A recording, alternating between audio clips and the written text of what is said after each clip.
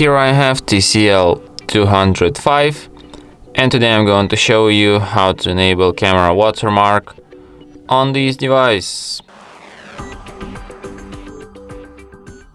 So firstly you have to open camera, then tap on the gear icon to access its settings, and here you can add time watermark. So when you have this feature enabled, every photo you take will be marked with the watermark, just like this one. Here you have the timestamp.